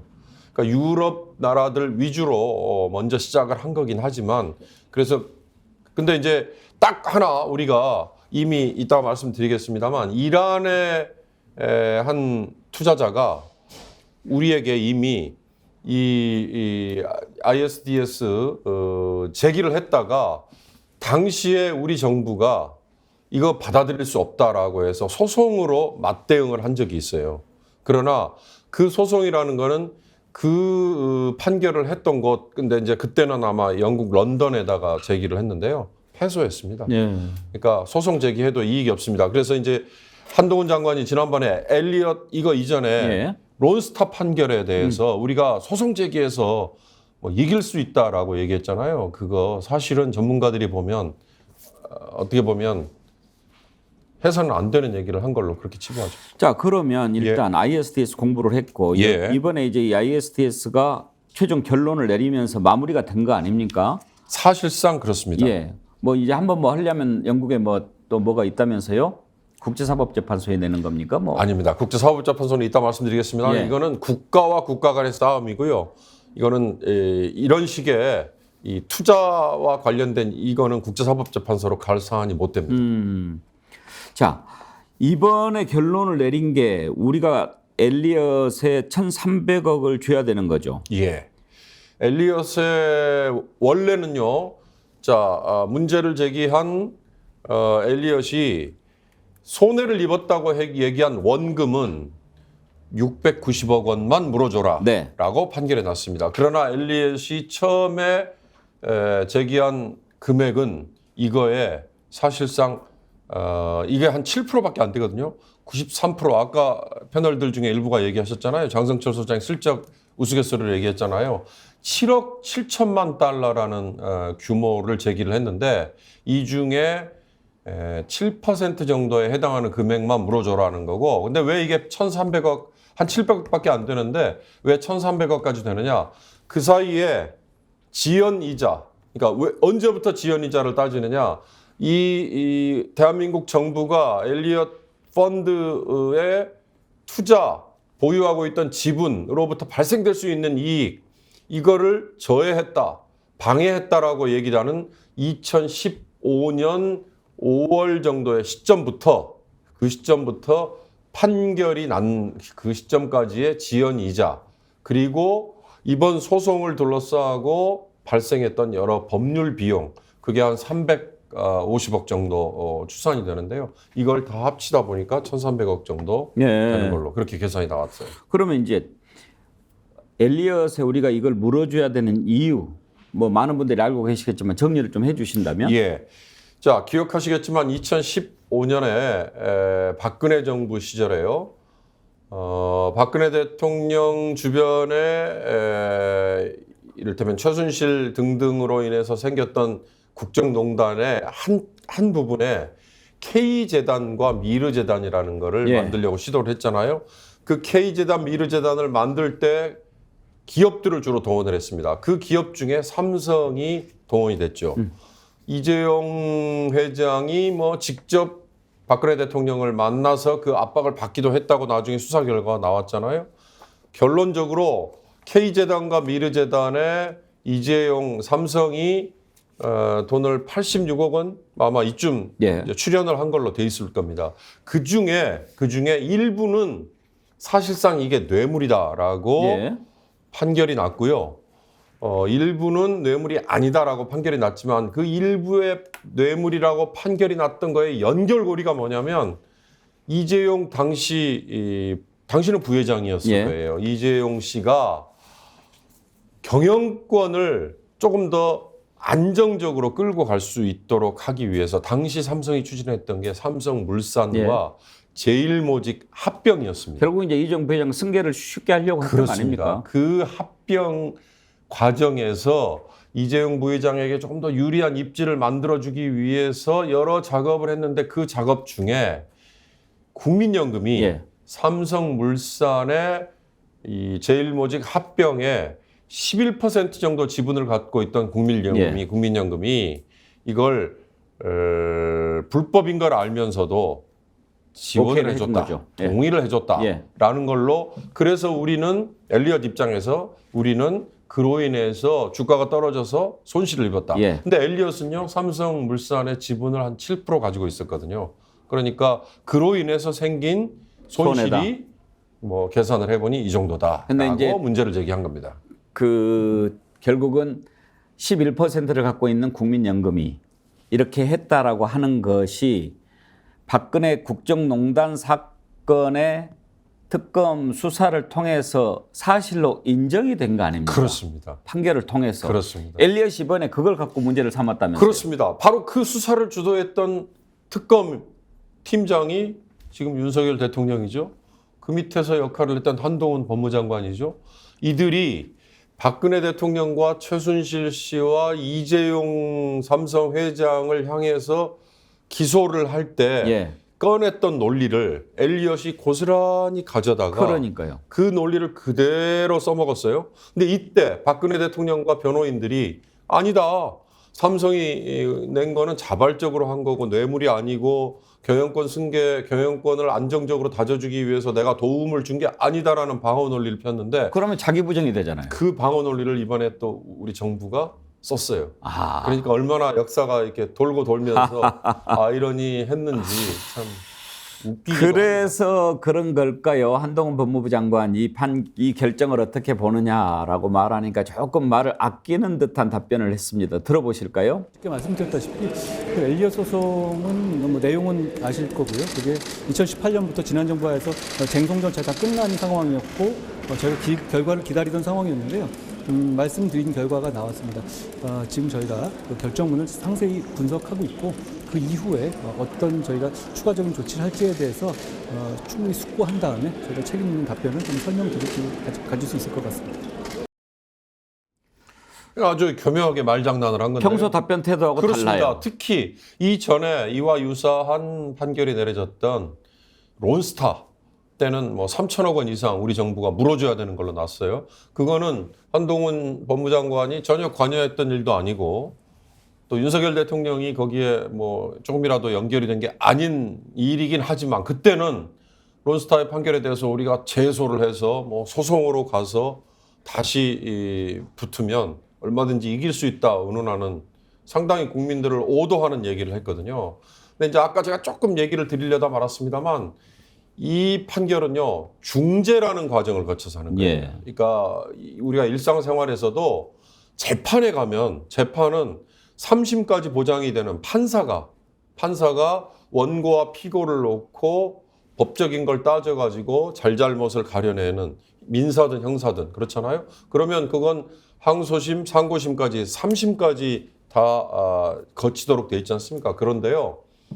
조정이나 중재라는 또 다른 대안이 있습니다. 갈등이나 분쟁이 생겼을 때. 근데 이 투자나 아니면 기타 뭐 영유권 분쟁, 영토 분쟁이나 이런 것들은 아까 말씀드린 PCA라는 재판부를 놓고 각 나라가 이거는 양쪽 당사자들이 서로 자기 입장을 적극적으로 개진을 해서 그걸 중재를 해주는 재판부가 있긴 하지만 한 번만으로 결론을 내자라고 약속을 했거든요. 예. 이거는 중재라는 절차를 거치는 걸로 당사자들이 합의를 했기 때문에 소송으로 가지 않는 게 관례예요.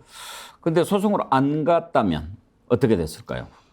소송을 안 가죠. 갈 수 없고 예. 그러니까 아니 가도 집니다. 예. 아까 제가 말씀드렸지만 지금 남아있는 5건 정도 중에 이란의 아야니라는 그 그룹이 2건을 제기했거든요. 예. 그중에 한 건은 이미 패소를 했는데 그 패소한 걸 우리 정부가 패소한 걸 우리가 소송 제기했는데 소송에서도 우린 졌어요. 그러니까 이 건은 한동훈 법무장관이 저렇게 애둘러서 말을 했지만 소송으로 가봐야 실익도 없고 갈 수도 없는 사안입니다. 자, 이제 아무튼 1,300을 줘야 되는데 예. 엘리엇에 그거는 누가 줍니까? 우리 정부가 세금으로 줘야 됩니다. 국고에서 재정에서 줘야 됩니다. 이거는 어느 정부가 했느냐, 어느 정권이 했느냐를 따질 일이 아니거든요. 그러니까 박근혜 정부가 했으니까 박근혜 정부에서 책임져야 된다? 그럴 수가 없는 사안이고요. 대한민국이라는 이 국채가 유지되는 한은 외국 투자자들은 대한민국을 보고 대한민국에 와서 투자를 했기 때문에 이거는 뭐 진보 정부든 뭐 보수 정부든 아니면 어느 정권이든 상관없이 이건 떠나야 되는 어떻게 보면 대한민국의 지속 가능한 이 상황에서는 그냥 뭐 업보입니다. 그럼 이제 국민 세금 1,300억이 나가게 나가야 생겼는데 됩니다. 누가 책임져야 됩니까? 바로 그런 점인데요. 그래서 이 책임을 누구에게 지우게 할 거냐. 자, 우선 첫째는요. 박근혜 전 대통령이 배임과 기타 뭐 삼자 뇌물과 뭐 여러 가지로 20몇 년에 실형을 받았잖아요. 그리고 추징금도 몇천억 원을 받았잖아요. 물론 사면이 다 됐습니다. 그러나 박근혜 대통령이 이런 일에 대해서 과연 이게 FTA 정신을 위배한 사안이라는 거를 알았을 가능성이 1%라도 있다면 그걸 참모들이 보고를 했다면 박근혜 대통령의 책임 면할 수 없죠. 또 하나 당시에 복지부 장관 국민연금에 압력을 행사한 걸로 유죄를 받았잖아요. 복지부 장관 문영표 장관, 그다음에 국민연금의 운용본부장인 홍한선 씨. 이들은 공적인 일을 했던 사람들이잖아요. 이 공적인 일을 했던 사람들이 국가에 손실을 끼쳤을 경우 이걸 물을 수 있는 게 구상권이라는 제도가 있거든요. 그러니까 이 세 사람은 구상권을 청구하는 게 맞는 거 아니냐. 이 세 사람한테. 왜냐하면 구상권이라는 건 공무원에게만 청구할 수 있는 겁니다. 예. 그런데 또 하나 이재용 삼성 회장이 이로 인해서 수혜를 입은 거 아니에요. 혜택을 입은 건 이재용 회장이잖아요. 이재용 회장의 경영권을 안정화시켜 주려고 국민연금을 동원해서 박근혜 대통령이 지시를 해서 이런 짓을 한 걸로 나왔잖아요. 그러면 이재용 회장의 책임은 없느냐?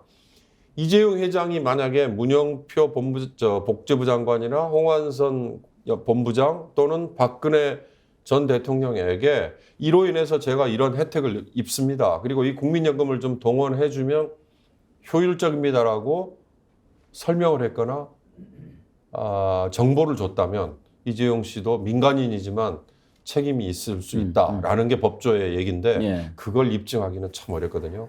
그래서 심정적으로는 이재용 씨도 책임이 있다라고 얘기할 수 있지만 구상권 행사의 대상은 전직 공무원밖에 안 된다. 삼성한테 물리도록 할 수 있는 방법은 없습니까? 없습니다. 그런 건 없습니다. 그런 건 없고요. 국민들이 이 삼성에게 다시 한번 어떻게 보면 이미지가 안 좋게 갈 수밖에 없는 상황 아니에요? 도대체 국민연금이라는 전 국민의 노후를 책임져야 되는 이런 거를 동원해서 자기 개인의 경영권 안정을 위해서 대통령까지 어떻게 보면 설득을 해서 뇌물을 줘서 이런 짓을 하게 했다. 그때 공분을 했잖아요. 그게 다 반영이 돼서 탄핵이라는 거에 국민이 찬성을 했던 거 아닙니까? 그렇다면 이 아픈 역사를 다시 한번 더듬는 수밖에 없는 거고요. 삼성은 그에 맞춰서 어떻게 보면 반성하는 거에 맞춰서 다른 방법으로 국가 경제에 기여를 하는 뭐 그밖에 방법이 없지 않나요? 어찌 됐든 이제 꼼짝없이 국민 세금 1,300억 원이 나갈 판인데 이걸 지금 뭐 바로 안 주고 또 질질 끌어봐야 별로 좋은 일이 없다면서요. 그렇습니다. 이게 지연이자 계속 나갑니다. 지연이자 나가고 또 소속 먼저 다시 또 한다고 그러면 또 그 법률 비용까지 또 나가야 되니까. 그러면 지금 이걸 놓고 뭐 93%의 승소다 이런 얘기를 하는데 이거는 말장난입니까? 자, 아까 제가 중재라는 얘기를 굳이 드렸는데요. 저쪽에서 터무니없는 금액을 우리가 손실을 입었다고 제기를 하고 그 큰 금액을 놓고 소송을 제기한다? 만약에 그랬을 경우는 어떡하냐 이거죠. 예를 들어서 민사재판은 우리 국내에서도 민사재판을 그렇게 부풀려서 손실을 물어달라고 얘기를 못하도록 민사재판은 그에 비례해서 모든 인지대라든지 아니면 다른 비용들을 부담하도록 원고가 그렇게 만들어놨거든요. 이것도 역시 그런 장치는 없지만 중재라는 이 절차를 취하기 때문에 양쪽 당사자가 사전 협의를 해서 야, 니들이 제기한 금액 그거 너무 터무니없다라는 사전 조정을 하게 돼 있거든요. 그러니까 7억 7천만 불이라는 거는 그래도 어느 정도는 피고 쪽도 아 그래 니들이 입을 수도 있었겠다라는 개연성을 조금이라도 인정을 하는 거기 때문에 그런 점에서 이렇게 부풀려진 금액 가지고 93%는 우리가 이겼다. 이거 아무짝에 의미 없는 얘기입니다. 그야말로 말장난이죠. 말장난이죠. 근데 정말 그런 생각이 들어요. 엘리엇 쪽에서 또 엘리엇 변호인 측에서 얼마나 신났겠어요. 아, 이건 뭐 하나만합니다. 지금 대통령하고 법무장관이 이 논리를 만들어 놓은 겁니다. 바로 그게 우리의 이렇게 하지 약점이었습니다. 않았겠어요? 맞습니다. 아, 그걸 어떻게 스스로가 부인했겠어요? 부인할 수 있겠어요? 그러니까 이거는 사실은 우리가 약할 수밖에 없고요. 근데 이거와 관련해서 미국의 또 헤지펀드인 메디슨 캐피탈이라는 데서 2억 달러 또 ISDS 또 소송을 제기해 놨어요. 이거는 엘리엇에 준해서 아마 판결이 날 수밖에 없기 때문에 또 그 중에 일정 금액은 또 우리 정부가 또 물어줘야 될 가능성이 높죠. 그렇게 돼 있는데도 국민을 상대로 93%의 승리, 승소 이런 표현을 하는 걸 보고 저는 좀 그게 떠올릅니다. 이 93% 승소 이 표현을 보고 지난번에 스타 모빌리티로부터 접대받았던 검사들 숫자 조정해가지고 불기소했잖아요. 왜 이렇게 그 숫자 가지고 장난치려고 하는가? 국민을 그렇게 보는가? 그런 좀 화가 납니다. 맞습니다. 이건 정말 국민을 모욕하는 얘기죠. 93% 그거 아무짝에 의미 없고요. 그리고 또 하나 소송으로 또 제대로 붙어보겠다. 그거 역시 이 ISDS라는 이 중재를 통해서 양쪽의 갈등이나 분쟁을 해결하기로 당사자들이 합의한 이 시스템 안에 우리가 있으려고 한다는 전제하에서는 소송으로 가겠다. 이것도 아무 의미 없는 얘기입니다. 그런데도요, 참 이 부분도 지적을 안 할 수가 없는데 우리 윤경호 소장도 이제 언론인 출신이시니까요. 어떤 매체가 제목을 이렇게 뽑았습니다. 기업 사냥꾼 맞서 잘 싸운 정부, 피해 규모 부풀린 엘리엇은 굴욕. 이렇게 볼 수도 있나요? 그건 제가 저도 그 기사 봤습니다만 그거 역시 정말 말장난입니다. 그 자체는 아무 의미가 없는 거거든요. 그러니까 아까 말씀드렸듯이 공격을 하는 쪽에서는 금액을 부풀려서 그러면 공격을 하고 방어하는 쪽은 그 중에 일부만이라도 우리가 건져내고 이런 싸움이 될 수가 없는 거거든요. 이 ISD는요, 심지어 어떤 문제 제기도 가능하냐면 제가 지금 우리에게 총 10건이 제기가 됐거든요. 그 중에 5건은 이미 결론이 났습니다. 예. 근데 이제 추가로 남아있는 5건 중에 아까 제가 말씀드린 하나가 메디슨 캐피탈이라는 미국 펀드. 네. 이거는 똑같이 이 엘리엇처럼 삼성물산 제일모직 건이고요. 또 하나는 이란의 다얀이라는 그룹인데 이 그룹이 제기한 거는 자기들이 대우 일렉트로닉스라는 사기업에 투자했던 이건데요. 이거는 좀 별개로 놔두고 스위스의 쉰들러라는 그룹이 현대 엘리베이터 승강기 업체죠. 예. 현대 엘리베이터가 기억하실지 모르겠습니다만 현정은 회장이 자기 경영권을 또 여기도 안정화하려고 유상증자를 하고 또 그랬죠. 전환사채를 발행을 했는데 이게 사적인 목적이었다라고 문제 제기를 하면서요. 근데 그 개별 기업의 경영에서 비롯된 문제인데 그걸 왜 ISD 정부가 책임져라라고 얘기한지 아세요? 정부가 제대로 관리 감독을 안 했다. 이런 논리를 폈어요. 그러니까 이런 어떻게 보면 또 하나는요. 중국의 한 개인 투자자인데 이 사람은 우리 대한민국에 와가지고 활동을 하면서 금융회사로부터 수천억 대출을 받았어요. 근데 안 갚았어요. 담보를 다 날렸어요. 근데 그 날린 담보에 대해서 그 행동에 대해 결과에 대해서 투자자 보호를 한국 정부가 제대로 안 해줬다라는 이유를 댔거든요. 이런 이유들은 사실은 갖다 붙이기가 어렵죠. 그러나 ISD라는 그러니까 FTA나 BIT라는 거를 우리가 존중하는 차원에서는 이런 식의 무모한 이 문제 제기나 소송이 앞으로 줄을 이을 거예요. 그러니까 조금 더 우리가 좀 정교하게 대응을 해야 되고 또 하나는 무모하게 정부가 행정지도하고 또는 뭐 관치금융 뭐 이런 거 했다가 바로 이런 식으로 발목 잡힌다는 거를 정부 스스로가 알아야 된다. 이 점을 좀 지적하고 싶습니다. 그렇습니다. 지금 방금 지적하신 것처럼 현대도 그렇고 삼성도 그렇고 정부 책임을 결국은 묻게 되는 거 아닙니까? 그래서 정부가 사람을 잘 보내고 관리 감독을 잘 하고 그럴 사람들을 보내고 그런 것들이 중요한데 뭐 이제 검사 출신들이 많이 가니까 더 잘 들여다 볼 수 있을지 앞으로 이런 문제가 없을지 그건 좀 봐야겠네요. 근데 그럼에도 불구하고 뭐 엊그제 우리 지난 시간에 한번 얘기했잖아요. 라면값 내려라. 경제부총리가 나서가지고 얘기했던 거. 그로 인해서 라면 회사들 주가가 막 흔들리고 추락하고 그랬지 않습니까? 그런 시장 개입이 나중에 이런 시비의 빌미가 될 수 있거든요. 투명성을 높여라, 공정성을 높여라라고 얘기를 함에도 불구하고 윤석열 대통령과 주변에 있는 참모들의 사고 구조는 그냥 지시만 하고 자기들이 맘만 먹으면 끌고 갈 수 있다 이렇게 생각하는데 그런 데서 사소한 시비, 빌미를 줄 수 있다 지적해야죠.